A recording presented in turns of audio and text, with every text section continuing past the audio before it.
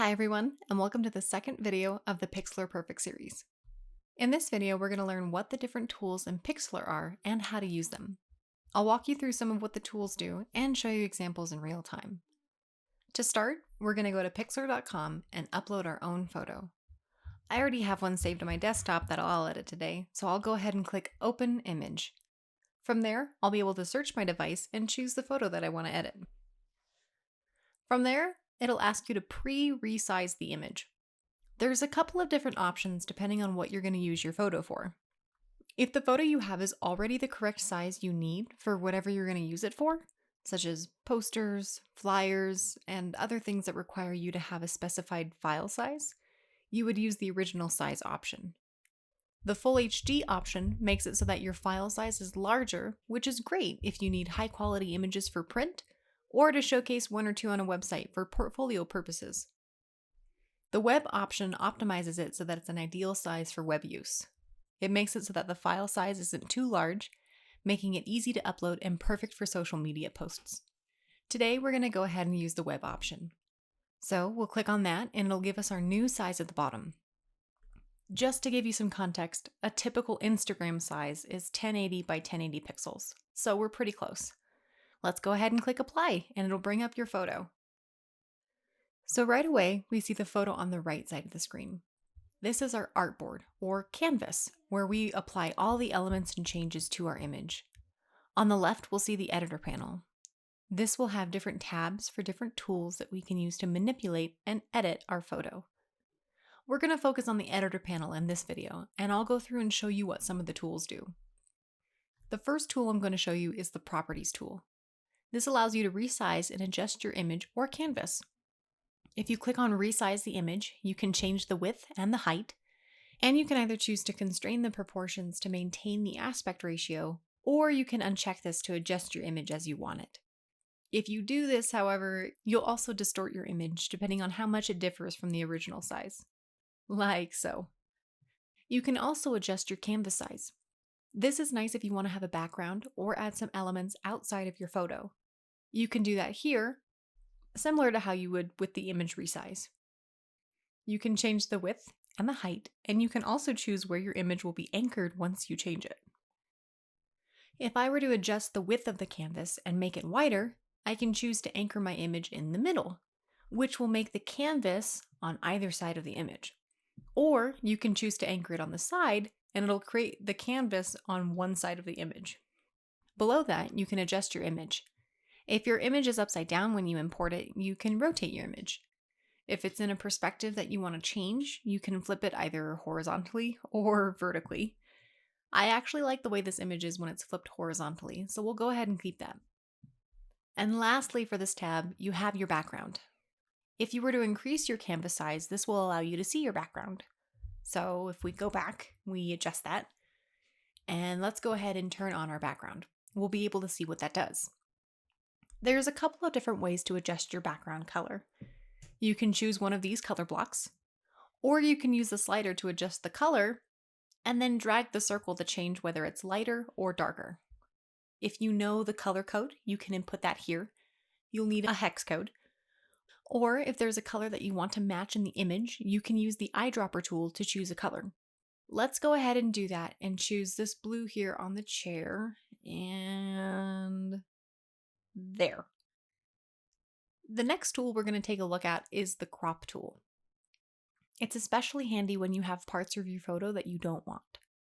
For instance, this chair in the corner is a different color that's almost too bright for my image, so we can use the crop tool to adjust that and cut the image off.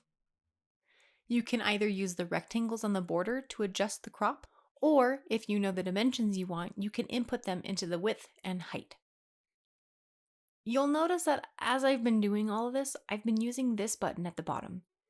This is your undo button, and if there's anything you do while editing your photo that you don't want, you can click this button to go back. Or if it turns out you actually like it, you can hit the redo button to go forward again. We'll skip down to the filter tab. These are quick edits you can make to your images to make them look interesting or eye-catching. If your photo is blurry, you can sharpen the image. Clarity does something similar, but it also allows you to go the opposite direction with it and make something kind of hazy or blurry.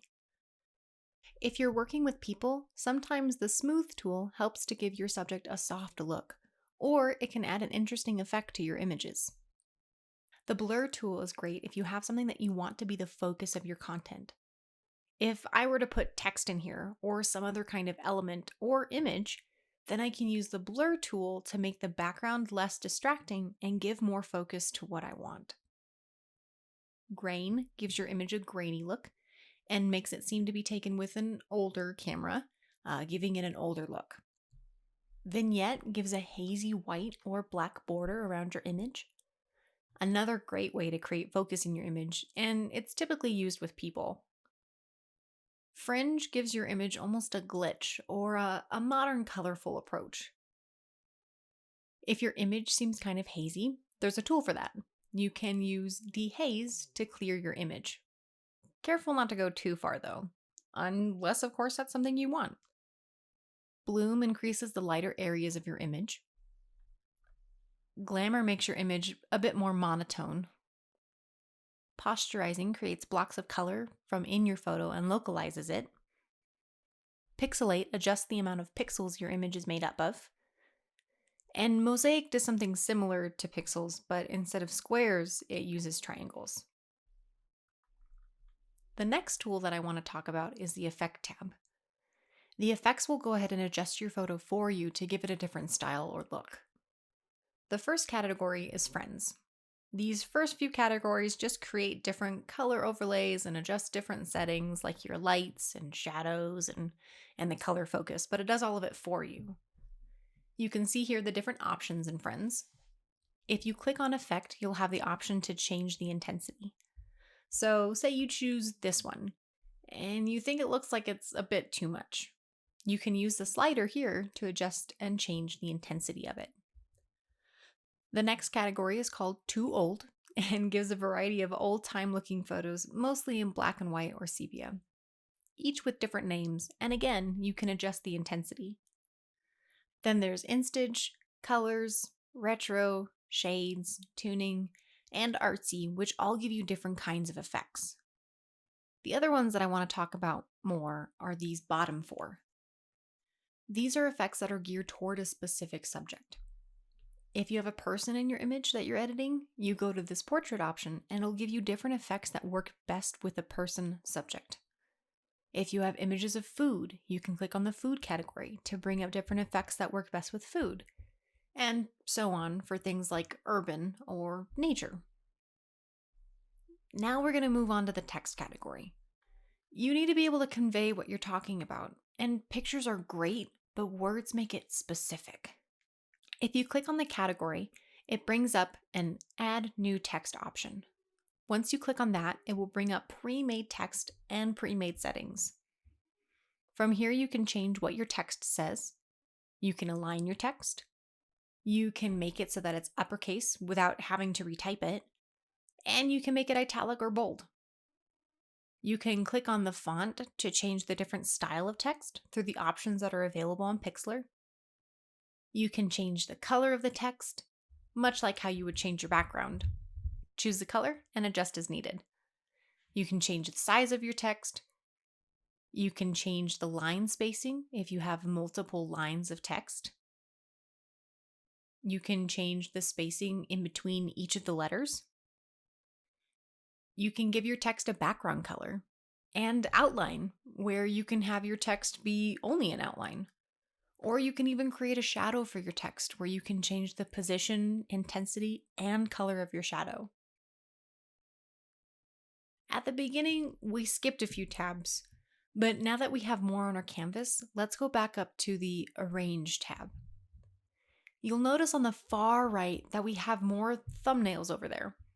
These are our layers, and as we add more to our canvas, Pixlr will create layers for us. This is great because now if I want to change the text, it won't change my image in the background. So if we want to move the text, we'll go to our Arrange tool and make sure that our text layer is selected, and now we can move it where we want. Going back down to the Element tab, this allows you to add different things like overlays, borders, shapes, or stickers. Most of the overlays require a premium account. It looks like dust doesn't require it, and even with just this category, they still give you a ton of options. This one almost looks like snow, and when we put it over our image, we can again change the intensity of it. There's also borders to choose from. Each free category gives you plenty of options to choose from. We can make this image look a little artsy and even give it a frame. You can choose from shapes, again, each category giving different options. Once you click on the shape, you can also resize them using the little square in each corner around the object. You can also rotate it using the top circle and dragging around the object. And there's also stickers for you to use. Here's a little peek at their arrow collection. Again, you can move it and scale it and also change the transparency. If you want it to go behind another object, you can change your layer order. Whatever is the top thumbnail of your layer is going to show on top of everything else. So I have this element here on top and it's covering my text. But if I were to click and drag this layer below my text layer, it will also go below my text on the canvas. And the last tab that I will show you is the Image tab.